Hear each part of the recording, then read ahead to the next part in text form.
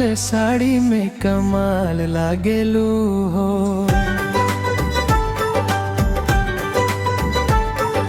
लाल साड़ी में कमाल लागेलू हो। दिल वाके सीधा बवाल लागेलू हो।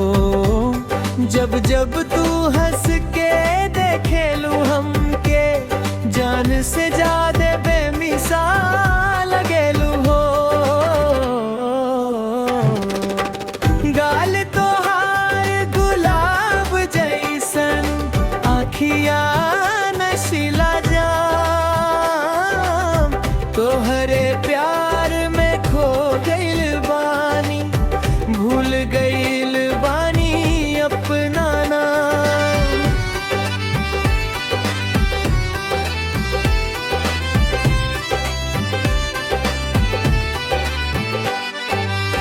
चाल तोहार मस्तानी लागे, बोली मिश्री घोलेला। तोहरे बिना ए गोरी दिलवाना कुछो बोलेला। लाल साड़ी में कमाल लागेलू हो। दिलवा के सीधा बवाल लागेलू हो।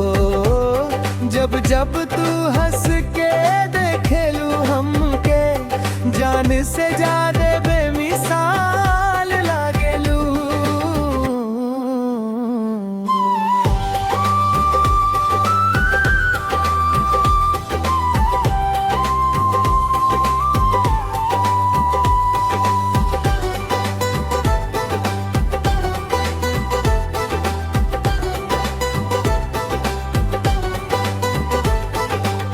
सपना में रोज आवेलू, प्यार के बात सुनावेलू।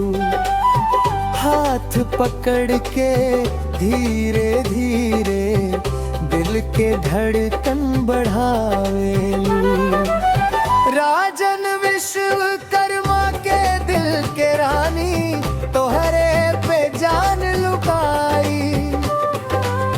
रब से संग तोहरे उमरिया बिताई। तोहरे खातिर चांद ले आई, तारन के सेहरा सजाई। दुनिया चाहे कुछो कहे, तोहरा के अपना बनाई। लाल साड़ी में कमाल लागेलू हो। दिलवा के सीधा बवाल लागेलू हो।